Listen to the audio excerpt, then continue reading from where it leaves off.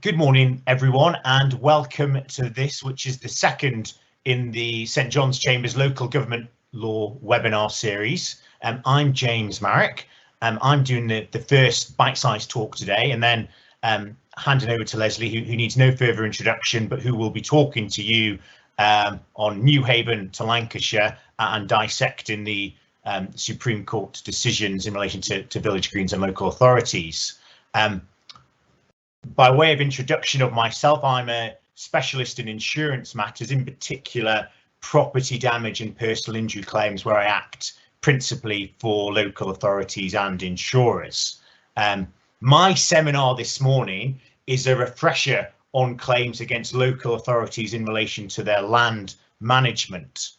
Before I delve into that, and perhaps give an opportunity for those who are still finishing off their breakfast coffee to join the call, any tech issues today, the call is being recorded, so you'll be able to access that later. Like in the same, likewise, we'll also be forwarding notes afterwards for anybody who needs them, and there will be a Q&A session after Leslie's completed his talk, so at about 11:15. If as barristers we stick to our time limits at the moment, which in principle is 2 20-minute chunks of talks. So as I said, my seminar is a refresher this morning on local authorities and the duties that they come to owe in relation to the management of the highways and other land, with a particular focus on tree claims and flooding claims. I say a refresher because upon being asked to give this talk, I expected to research and find a plethora of recent cases which I could talk about, but I've been fairly underwhelmed by the absence of reported cases in the last 12 months.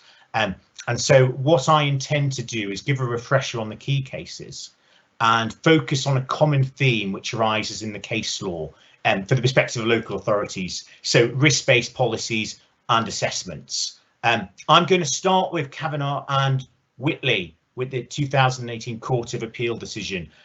This was a tree management case. We're probably all familiar with it in principle. And the question that it posed at the time was, have the courts opened the floodgates? It's the leading case of the last few years. When it was first reported, both at first instance, the judgment of Alistair Macduff, and then at the Court of Appeal decision in late 2018, the impression was that this could be a floodgates case, that local authorities and private landowners might have to cut down trees simply to protect themselves against adverse liability findings, and particularly bearing in mind that Whitley was a parish council and therefore, well, not obviously a private landowner, but certainly distinct from the larger local authorities who are typically at the centre of these claims. But perhaps if we start with a reminder of the facts. So Hannah, if you could just move on the slide for me, I'd be grateful. This was a 20 metre to 30 metre lime tree next to the A283 carriageway in Surrey. Any inspection after 2009 would have identified a fungal bracket around the tree. The carriageway is a relatively busy road, and very sadly, on the 3rd of January 2012, in stormy conditions, as a bus passed, the lime tree collapsed onto the road and landed on top of the bus, causing really serious injuries to the claimant bus driver, who brought his claim against Whitley Parish Council as the landowner responsible for the tree in question. Before we sort of go into the case any further, it's important to know there are a couple of unusual features to the case. The claim was pursued against a tree surgeon as second defendant who had carried out the last inspection in 2009 prior to the accident in 2012. It was alleged, the case against the tree surgeon was that he'd failed to identify the disease in 2009 and that this had been causative in terms of the later accident. Now, a bizarre segue in this case was that the tree surgeon had come to deny that he'd carried out any inspection at 2009 at all. But the court found that he'd been dishonest on those matters and that he had undertaken a cursory inspection but that any breach of duty was by him was ultimately not causative. But it wasn't a good starting point for Whitley, because the evidence is ultimately contaminated by the fact that the tree surgeon they'd engaged had been demonstrably dishonest in his evidence. But the evidence this tree surgeon had given Whitley by 2009 was that Whitley had to, nonetheless, ought to carry out inspections on a 2-yearly cycle, every 2 years. But in fact, Whitley had kept in place a blanket policy for its area, which was I think about 11 square miles, or 11 square, I think it's 11 square miles, for reviews triennially. So every 3 years before the accident, on a blanket basis, no zonal policy in place. And it came unstuck because Alistair Macduff, the judge at first instance, applied simple negligence principles. He found that the tree was alongside a relatively busy road in a high-risk position. It required regular inspection. There'd been no inspection between 2009 and 2012 at all.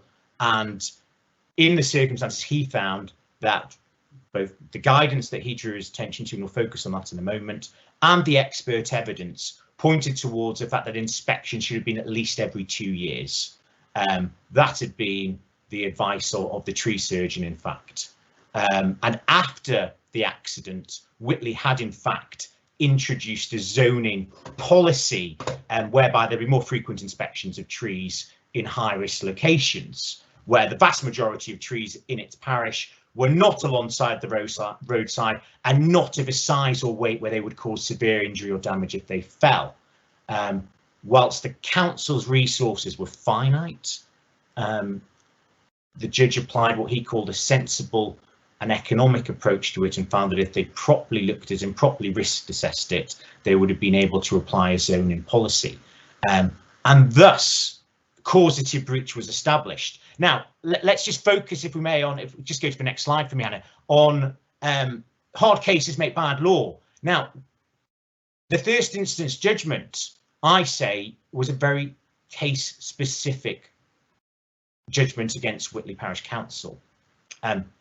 There'd been no inspections at all between 2009 and 2012. There was an absence of any reasoned risk assessment policy whereby Whitley had looked at it and thought, you know what, we should apply our resources in this way and devote resources perhaps to the more high-risk areas. And the court also, on its findings at first instance, very surprisingly, preferred the claimant's expert evidence, notwithstanding that the claimant's expert had rowed back at trial from a concession in joint statements that an inspection every 3 years was an appropriate and reasonable regime to have in place. So Alistair Macduff picked up that there was this discrepancy because it was focused on by Whitley's counsel, but nonetheless said, I've got the tree surgeon telling me every 2 years, the expert for the claimant now saying every 2 years, so I'm going to prefer that evidence. And obviously this was a case where it wasn't an argument between, say, household insurers or local authority and insurer as to which deep pocket should pay something. It was a serious injury case brought by a claimant on a conditional fee basis. So we've got all those factors to take into account. So when the matter comes to the Court of Appeal, the Court of Appeal is restricted to consideration of the judge's evaluation of facts. In fact, the defendant launched a wholesale full frontal attack on the fact that the judge at first instance had elected to prefer the evidence of the claimant's expert, where in fact he changed his mind ostensibly in his evidence and cross-examination at trial. But the Court of Appeal found that his decision was unimpeachable because I think when one looks at it objectively, there was ever evidence to support a 2-yearly cycle approach. But this was a fact-specific case, it tainted by the inspection history, tainted by the unusual approach to the expert evidence at first instance. And it would be surprising, I would say, if a renewed assessment of the guidance by the courts did not lead to a different outcome in a similar case, because in this case, the court decided that the HSE guidance wasn't particularly helpful, which was a surprising approach and really sort of Pinnock's colours to mast on forestry guidance. The key legal principles weren't affected by this case, though. And if Hannah, you could just turn over the slide for me. Now, this was my attempt to be all tech savvy by screenshotting a page from the judgment. On my screen, I can actually barely see the words, but at paragraph 26 of the Court of Appeal judgment in Kavanagh and Whitley, the Court of Appeal cited with approval the summary of the core legal principles which had been set out in the earlier Stagecoach and Southern Trust and Hine case in 2014 in the TCC. So importantly, Kavanagh and Whitley does not change the law. Kavanagh and Whitley, I say, is a very fact-specific case where there was a myriad of difficulties for the defendant parish council.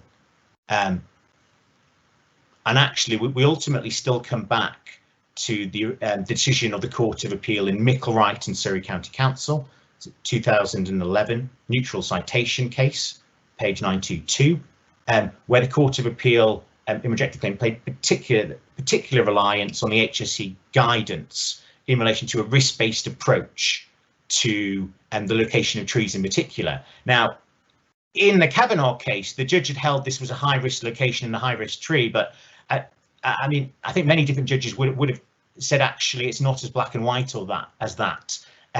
The tree was only part way potentially to be becoming a high-risk tree. The location wasn't high risk in the truest sense of the word, because although it's adjacent to a relatively busy road, it wasn't, for example, expected there would be heavy footfall on the road. It wasn't next to a car park space. And I think many judges would have taken the view that actually a 3-yearly inspection regime would have been appropriate. But as I said, Whitley wasn't helped by the background in its case. But what the case brings into stark focus is always the need for a visual inspection regime, which, if it identifies any issues, leads to a referral to a further proper inspection by your specialist. And ultimately, if you just move me on one page again, please, Hannah. Has it opened the floodgates? I answer the question by saying, not from my point of view. I say that for 2 reasons. Firstly, there's an absence of further reported decisions at the litigation coalface. And secondly, in terms of certainly my day-to-day practice, and you all might be sitting back and saying, no, James, you've got this wrong. We're inundated with tree cases which we're having to settle. And I hope that's not the case. But from the cases I've seen, it hasn't really shifted the balance towards increased claims because the law's always remained the same. But what the case highlights is the importance of risk-based decision-making and the rational implementation of policies. So a proper zoning policy which provides for visual inspections or on an appropriate resourced basis in terms of their frequency, backed up by further specialist review if the visual inspection identifies anything else. But secondly, the adequacy of implementation as well. I've got to say, in a large number of cases I do see, what can often let, and I'll deal with this perhaps in the context of the flooding cases in a bit more detail, can be the audit trail evidence as to the adequacy of the implementation of a policy. Here, in black and white, we had the Whitley's tree surgeon expert saying you need to look at this tree every 2 years, and that advice wasn't followed. It was very difficult then for Whitley to avoid liability. But ultimately, I say hard cases make bad law. Kavanagh is not the floodgates case which it was first expected to be.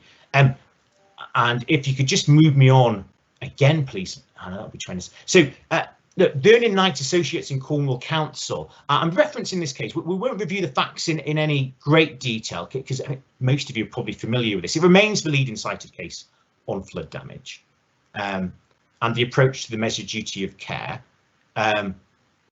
The Court of Appeal referred to the daunting multifactorial assessment which a trial judge has to undertake in these cases. But the Court of Appeal again found that the trial judge's adverse decision against the council was unimpeachable. But obviously, again, like in Whitley, the Court of Appeal has a restricted review obligation on the appeal. Now, the brief facts of Vernon Knight and Cornwall. Oh, sorry, I'm quite gone on, but just very briefly.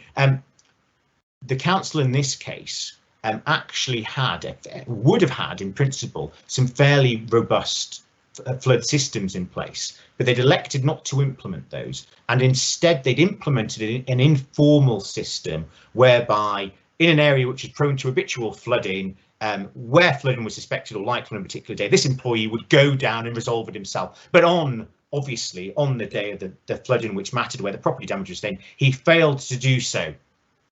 And the difficulty that gave Cornwall, I would expect to say, is that it couldn't say, look, our system was good enough or it was followed adequately, because they'd introduced this informal system, and in very simple terms, it wasn't implemented at the time. And actually, this raises an important point, which links back to Kavanagh and Whitley, because on the flooding cases I deal with, the primary exposure is usually because the local authority has adopted a well-reasoned policy that allocates its resources appropriately, but not implemented it. So, for example, 2 or 3 flooding cases off the highway, discharged from the highway last year, where the primary exposure to the local authorities I was acting for was generally because there was a very detailed matrix in place, but the matrix wasn't updated over time to reflect the scoring in relation to complaints, where there'd been a series of complaints over time. So there wasn't that joined up thinking.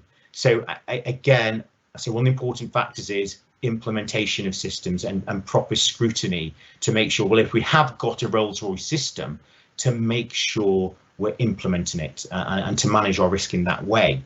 And that brings me on just very briefly now to 2 of the tree cases, Robbins and Bexley and Barrington Family Mosaic Housing in Islington LBC.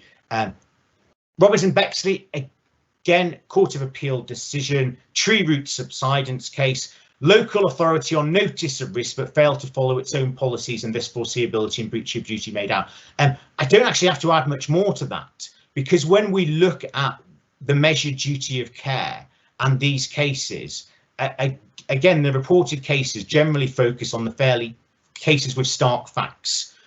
In Robbins, this was a property located about 33 metres away from poplar trees, but the council well knew early in time that they should be introducing a pruning regime sort of every 3 or 4 years. They failed to do so at all. There was no good reason for that. There were some interesting causation arguments raised at trial to the extent as to what hypothetical regime would have avoided the actual damage which was sustained. But as is typical, once breach is established, consistent with some of the cases I see in personal injury, the path of least resistance is to make a finding of causation. That's what the Court of Appeal did. But another stark case where there was notice of a proper system, not implemented. Barrington Family Mosaic Housing and Islington LBC, not that exciting a case.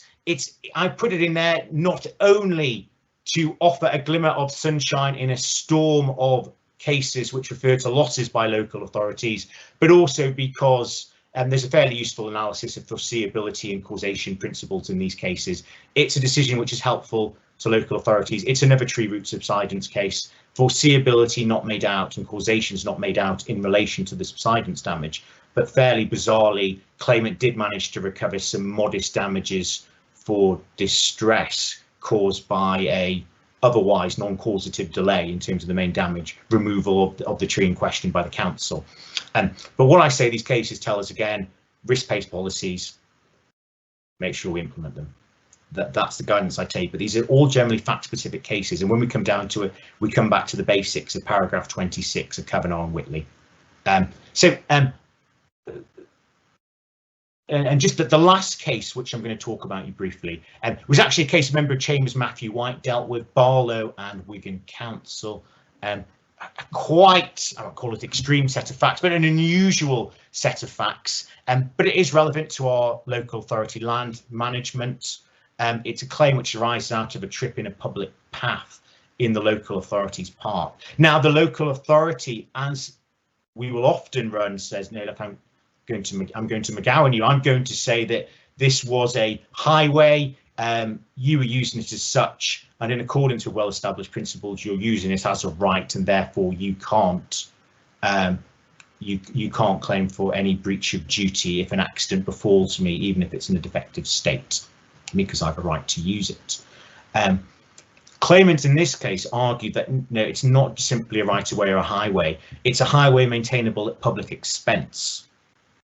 And the argument it ran was that's because the council's predecessor in title had laid it out in 1932, and therefore as a highway, and therefore in its capacity as a highways authority, and therefore it was a highway maintainable at public expense under section 36 of the 1980 Act.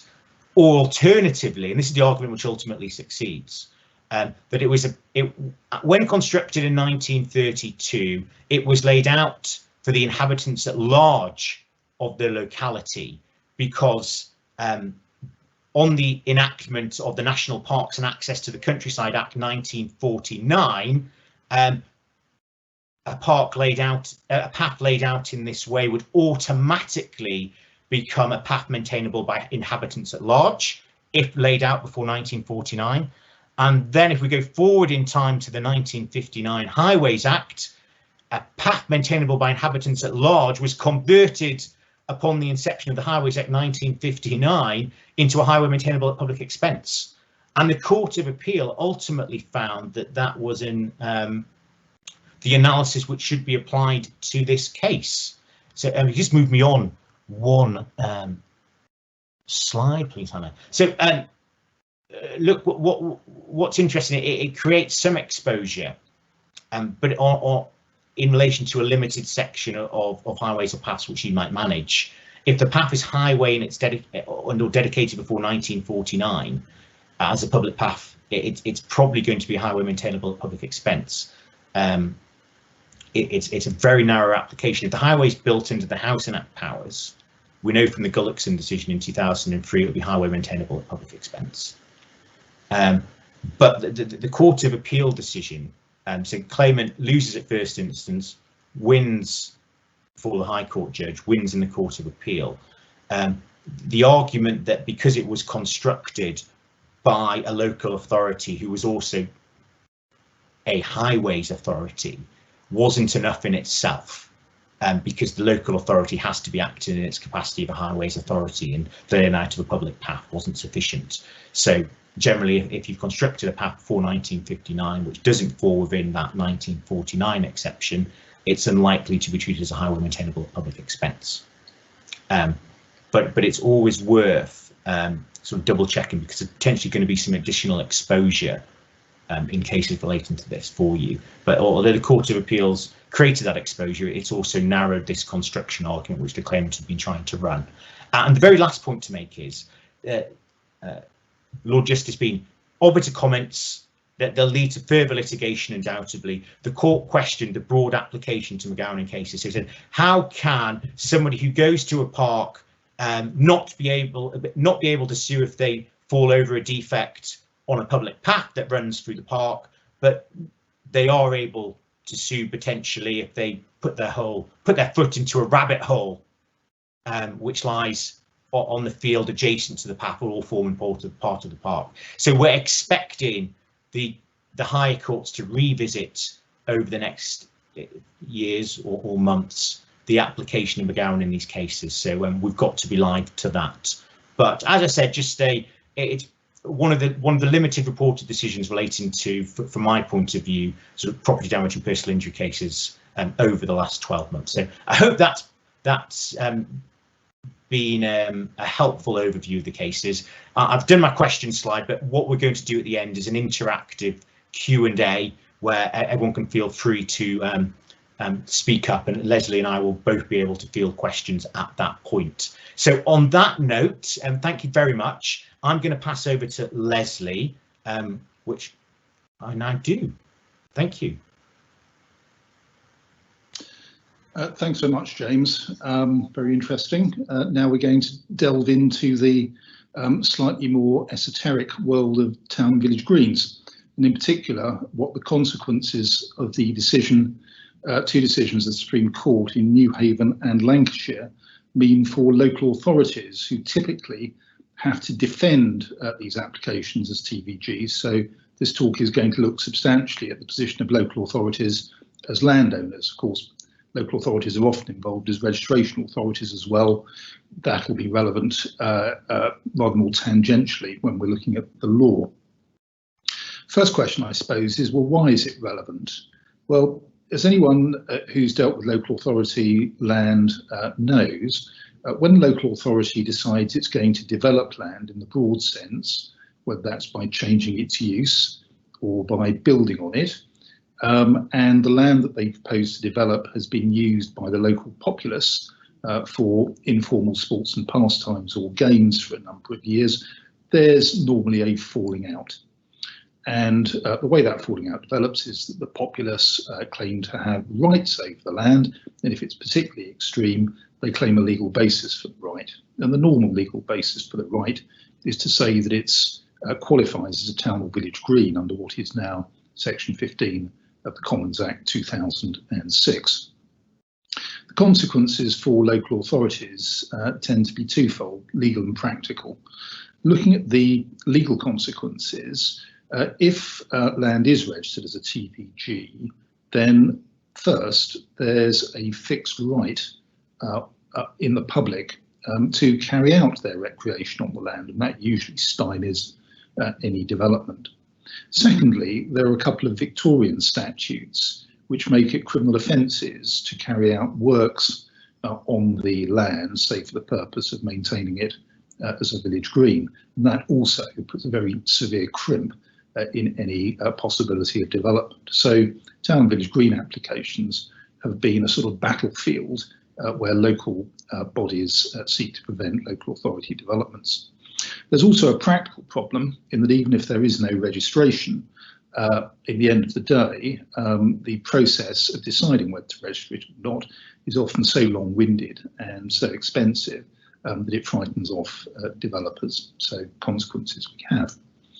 Now, up until 2015, the general assumption was that local authority land should be treated as any other ownership of land as far as the application of the Act was concerned. And there are three cases, I've set them out in the notes, there may be others, in which it was assumed that local authority land was so subject. I should note that in 2004, a case reached the House of Lords called Barrister, in which an issue arose as to whether land that was held under the New Towns Act 1981 by a development corporation could be subject to a TVG. This was a point that the House of Lords themselves sought to raise with very experienced counsel who were arguing the case, not me, I hasten to add. But the consequence was that very experienced counsel told their lordships, of course it applies to local authorities and we're not really going to argue the contrary. So despite that flag being flown at an early stage, it went no further. So let's go on to 2015 and Newhaven. I hope you know the basic facts of this case.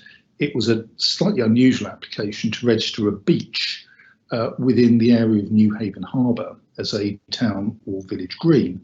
The objection was that it was a harbour under the provisions of the, get this, Newhaven Harbour and Ouse Lower Navigation Act 1847, which dealt specifically with Newhaven Harbour. And it also conferred a duty to maintain the harbour and powers to carry out building works within the scope of the harbour. And the Supreme Court, perhaps unsurprisingly, held that that power and duty was in conflict with the duty to register the land as a town or village green, where it brought the consequences that no building work could be carried out. And they concluded that therefore there should be no registration. And so the principle of statutory incompatibility was born. So move on to the next slide. This deals with the unanswered questions that were raised but not answered by Newhaven. The first is, to what bodies did it apply? Well, Newhaven Corporation, or the body that was carrying out the harbour functions, was set up by statute. It obviously wasn't a local authority. It was dealing specifically with the harbour, and the terms of the judgment referred specifically to statutory undertakings. So the question was, how wide did that principle go? Second question, and this was a particularly significant one, what statutory powers triggered it? Of course, in Newhaven, the statute was very specific, aiming at the harbour itself, and one could see why that specific statute would impliedly override the rather more general and nationwide terms of the Commons Act 2006. And thirdly, in what circumstances did it apply? Again, in Newhaven, the obligation was quite specific. It was to maintain the harbour. Now, in that case, in fact, there had been no work carried out on the beach ever since the harbour had come into existence. In fact, the beach had only come into existence as a result of other work that was carried out that caused the tides to form a beach.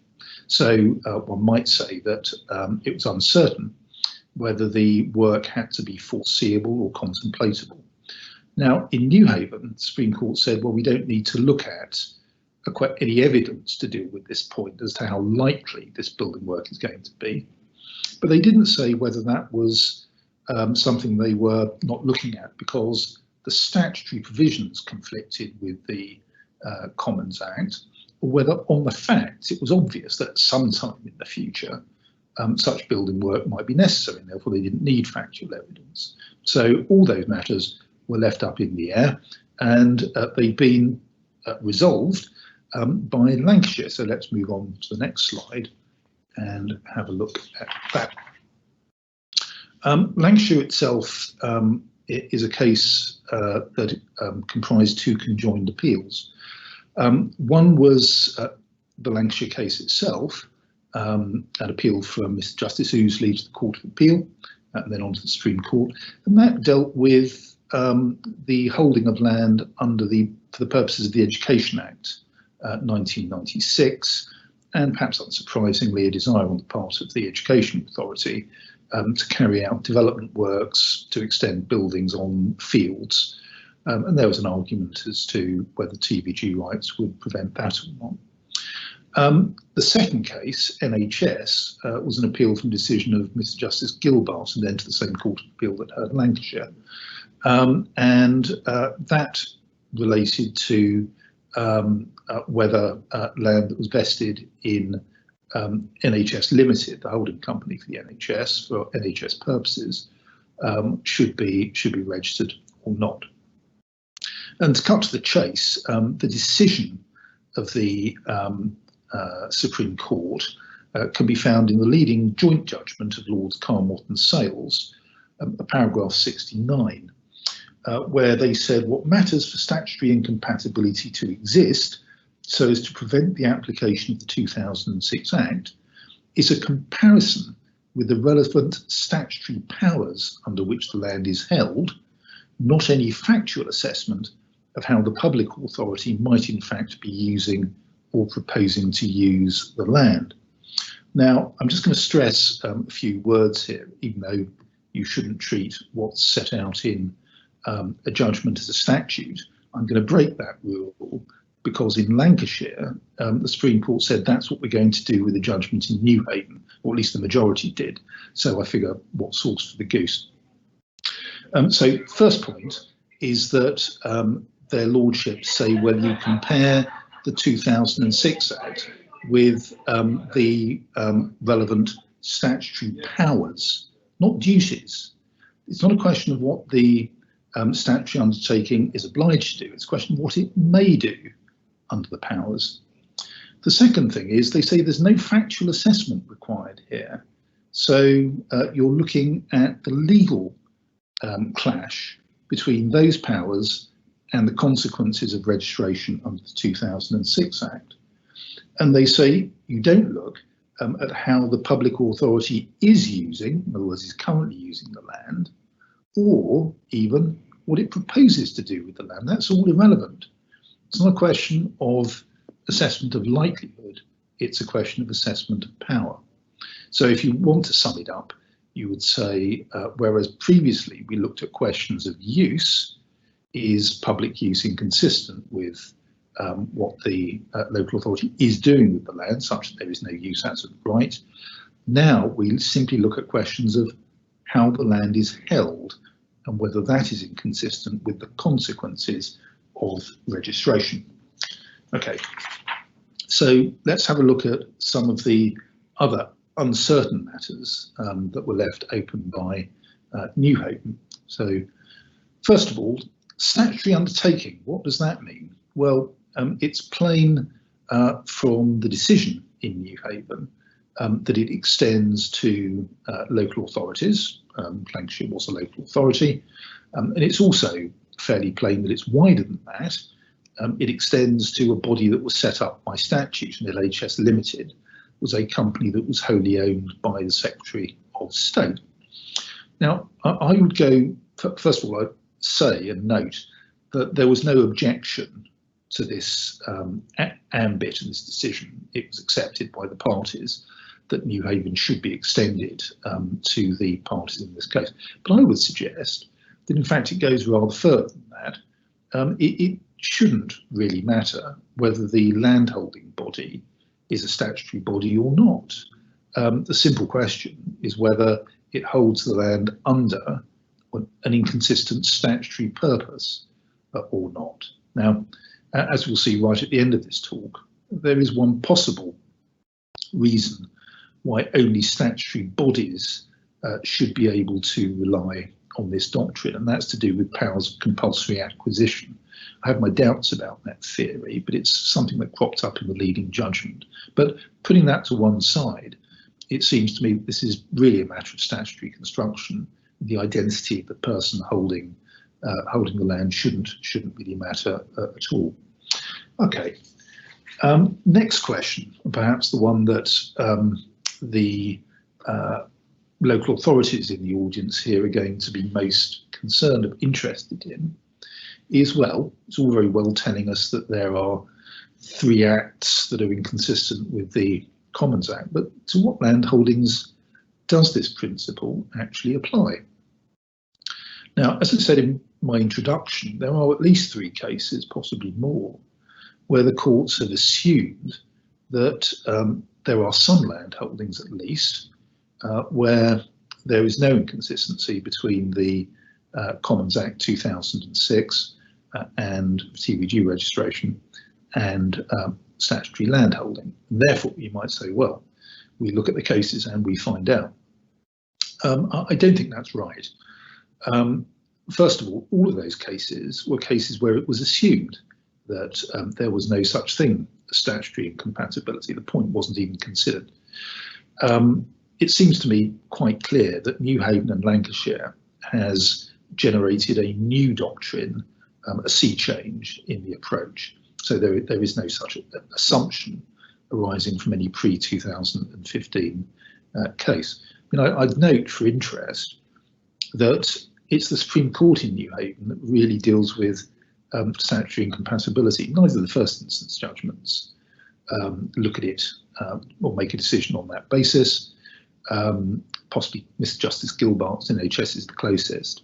And the Court of Appeal take the narrow view of statutory incompatibility, that it simply only applies where there is a specific statute saying this particular piece of land is subject to duties. The point about Newhaven and Lancashire in particular, is that the majority have said no, general statutory powers are good enough for this purpose. So we're all back to square one as far as statutory construction is concerned. What I'm not going to do is go through the various land holdings that local authorities may have and say, well, that does apply, or that doesn't. If you want to find that out, you'll have to instruct counsel specifically, and he will duly, for a fee, give you an answer. All I'm going to say is that my view at the moment is that I can't think of any statutory land holding which would not be incompatible with a registration under the 2006 Act. Now, this audience is all very expert and all very experienced, and you may have lots of knowledge of possibilities that might not fall within it. But just think about it for a moment. The effect of registration is that it's going to give the public a permanent right to use land subject to give and take. That, for example, would prevent a local authority from carrying out its safeguarding duty, where it wants to use the land for a vulnerable section of society, school children, for example, and possibly others. Equally, the Victorian Acts prevent any form of building which is not consistent with recreation and the use of the land as a common. It's just hard to think of any use, education or housing, transport, fire, public service that doesn't contain those sorts of provisions. I've discussed in my notes the slightly different position of holding land for planning purposes under sections 226, 227 of the Town and Country Planning Act 1990. Now, heads up here, I said in the notes that I didn't think there was a power to build under that provision. I've re-looked at it and I think that's wrong. There is actually a power to build under section 235 of the 1990 Act. So if you've got a paper copy of my notes in front of you, make a note. If you haven't, make a note anyway, and we'll send out corrected copies. So I really can't find any particular provision that would not be inconsistent with the 2006 Act. Anyway, it would be ridiculous if land that was held for planning purposes, the underlying purpose of which is to allow development, could be stymied by a statutory provision that prevented development. Bonkers. So it seems to me likely, for various reasons, that yes, local authorities are off the hook in respect of land that is vested in them for statutory purposes. So cheers from local authorities, boos from local residents, but no doubt there'll be more litigation on that in due course. So next question, how long does the statutory incompatibility principle apply for? Well, simply because land is held by a local authority doesn't mean that the Commons Act 2006 never applies. It's fairly clear that the principle applies so long as the land is held for a relevant statutory purpose. So what about land that's surplus to requirements? And all local authorities have this sort of land that's either excessive or the purpose has changed. Bear in mind that local authorities are creatures of statute. They can only hold land where they are statutorily authorised to do so. So if land is acquired, it must be acquired for a statutory purpose. And if it is then no longer required for that purpose, well, the local authority is under a duty to dispose of it, or it has to appropriate it for another statutory purpose. What happens if it doesn't do either of those things? Well, the land continues to be held for the statutory purpose. And according to the judgments in Lancashire, that's all that matters. So surplus to requirement land still can't be registered if the underlying statutory purpose is inconsistent with the 2006 Act.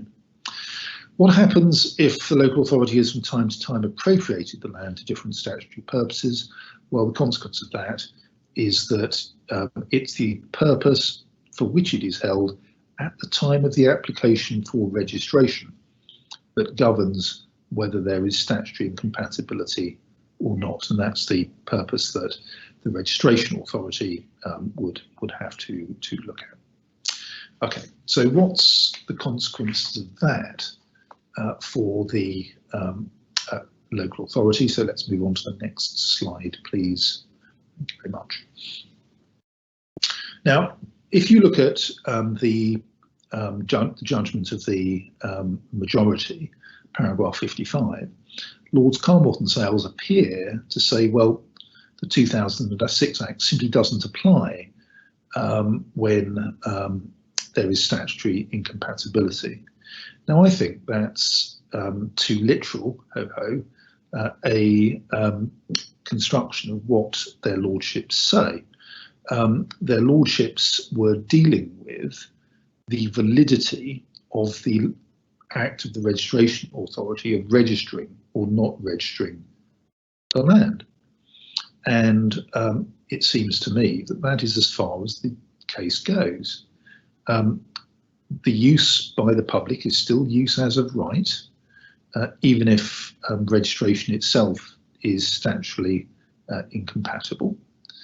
So, what happens if the local authority, having defended an application for registration, then disposes of the land to a third party who is not under a statutory duty?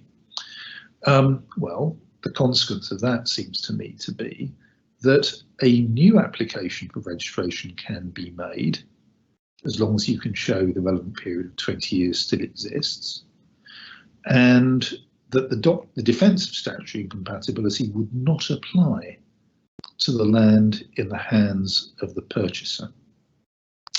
Now, this has consequences.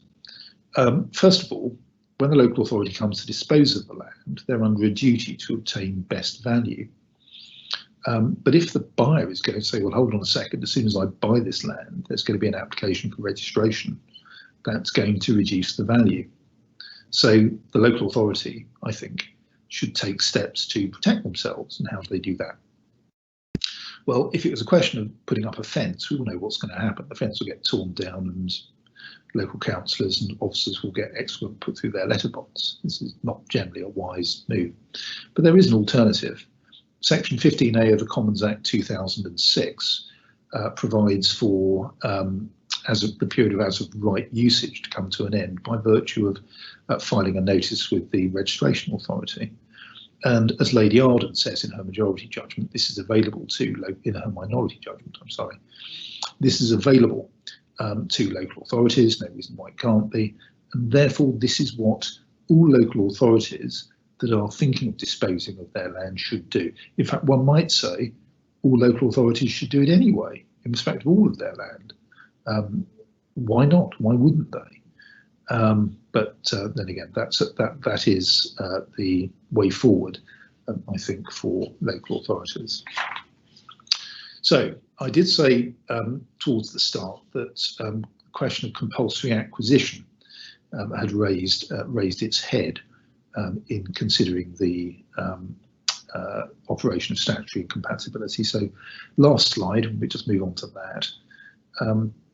Almost not worth it. Lords Carnwath and Sales argue at paragraph 64 of their judgment. Look, the reason why local authorities are immune, in effect, from the Commons Act is because they can't compulsorily acquire land they already own. Right? Now, the inference behind this is that if they could compulsorily acquire it, they could, in effect, scrub off the town and village green rights. And there is an argument in a case called BDW and Spooner, which sort of is similar to this first instance judgment.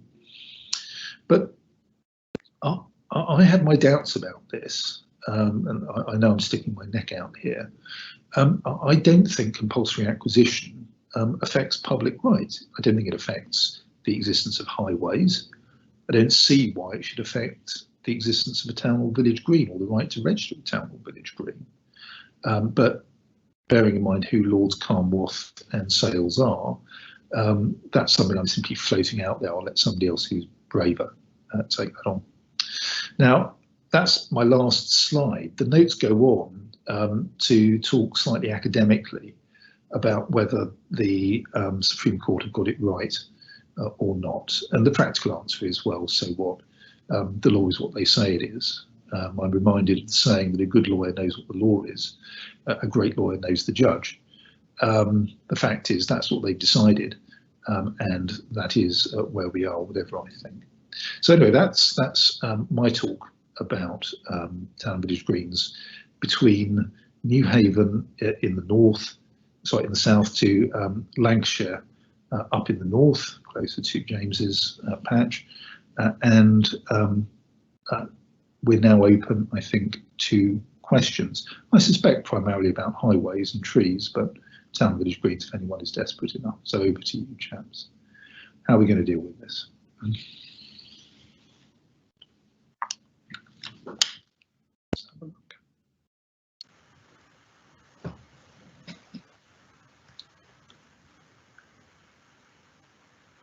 So I believe Emily, who's helping us behind the scenes here, might open up a Q&A where you can actually type in your questions as well.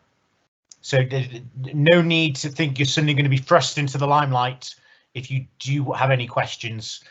Obviously, I'm sure I speak for both of us, but Leslie will no doubt correct me. You can always email us afterwards with any particular queries as well that don't come immediately to mind.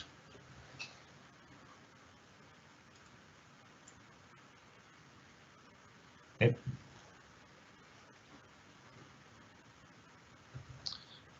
It looks like so far no one, unless anyone is typing away furiously in the background, we don't have any questions just yet.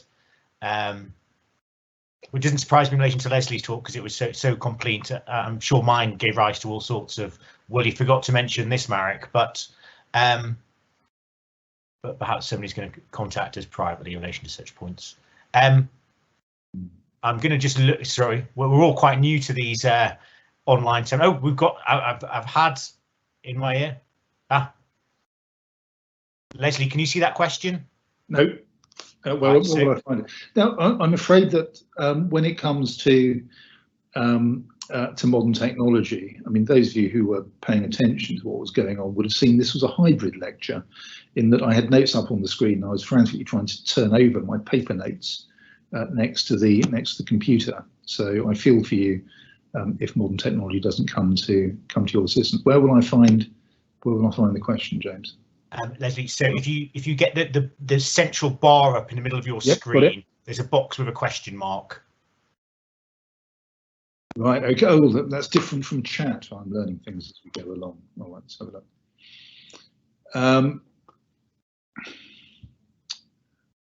Right. So, question to me about what's my view of the government's judicial review. Do I have any sense of whether there are so few leading public lawyers on the panel? And do I agree with concerns that the possible reforms implied by the terms of reference could propel the UK into a constitutional crisis? Another one I'm tempted to add, and bearing in mind what Brandon Lewis said in Parliament yesterday, I think this is all small beer in comparison to what else is going on. Yeah, putting it shortly, there is always a tension between those who think that judicial review is an excessive intrusion into the workings of government and those who think it's the only thing standing between us and tyranny. I suspect that whenever a government has a review of judicial review, in modern days anyway, it's in order to put more restrictions on it. I mean, we've had restrictions put on in terms of time limits for planning reviews. And I suspect there'll be some other suggestions to, inverted commas, speed up or make the process more efficient. As to whether lawyers should be on the panel or not, yeah, I mean, on the one hand, yeah, it'd be nice to see more lawyers there. But I do think that it ought to be focusing on the sort of groups that need it. So if you're looking at people who rely on local authority functions, it's their voices that need to be heard in particular. When we're talking about efficiency, we should be looking at the way it's going to affect people who may be vulnerable or dependent, who find it very difficult with legal aid cuts and what have you to get representation and get judicial review started. But yeah, that's just my personal view, and I don't think the government will pay it any heed. Right, next one, James. I think there's a question for you. Thanks for this question, Nicola. It's a question that always comes to the forefront of my mind because my garden's full of overgrown trees in very close proximity to my boundaries, and I always have a slight panic when I'm prepping these talks as to what extent I need to look at my trees. I think the best starting point, really helpful starting point, is the Peter Coulson's decision in Stagecoach, Southwestern Trains Limited and Hind and Steel, 2014 neutral citation, 1891, the TCC case. That's a case where the damage to a passing train by a tree which was growing out of first defendant's garden, in fact, and Coulson J reviews the authorities in that decision. Of course, he's in the Court of Appeal now. I find him frequently more activist in these cases, and held that a landowner's duty, so private landowner's duty in respect of a tree on her land which fell onto a railway line, would extend no further than the carrying out of periodic informal or preliminary observations or inspections in the absence of any trigger or warning signs. So I think obviously, if you believe at some point your landowner had the sense that there was an issue with these trees on a visual inspection, no more than a layperson might on a visual inspection, you might at that point become liable to seek some further expert input on it. But in the ordinary course, there's not a particularly onerous obligation placed upon a private landowner. But look at the Stagecoach decision. It's really helpful, and it really reins back in from what appeared to be the floodgates in Cavanagh and Whitley for both private landowners and certainly smaller sort of parish councils and district councils. So I hope that helps, Nicola. As I understand it, was someone from St John's involved in that? It was worthwhile pushing one's aim. Oh yes, I think we actually plugged that. I believe it's Richard Stead. Yeah, was on that. I think acted successfully for the defendant in that case. Yes, I mean, for him, well, I mean, for many years, Richard has been the sort of tree root champion of certainly the southwest. I expect you're helping him carry that burden. But it's the sort of area where, although there may be a relatively small number of leading authorities, certainly insurers were settling a lot of claims or disputing a lot of claims, which didn't go further than fairly basic first instance judgments, certainly in my experience. Okay. Right, well, it rather seems as if we've dealt with any immediate questions that arise from the talk that we've given. We hope that these have been useful because they deal with practical and current issues, both local government generally and specifically property law and local disputes. If you've got any questions that arise from the talks or the notes that have been handed out, please send them in to us by email, and we'll do our best to either answer them or steer you in a direction that's going to help you with the particular concerns that you've got. Otherwise, thank you all very much for attending these talks. From James and myself, we wish you all the very best, and we hope that at some time in the not too distant future, we'll get to see you all in close-up rather than via technology and screens. So to you all, stay safe, good luck, all the best. Good everyone. Thanks, Leslie.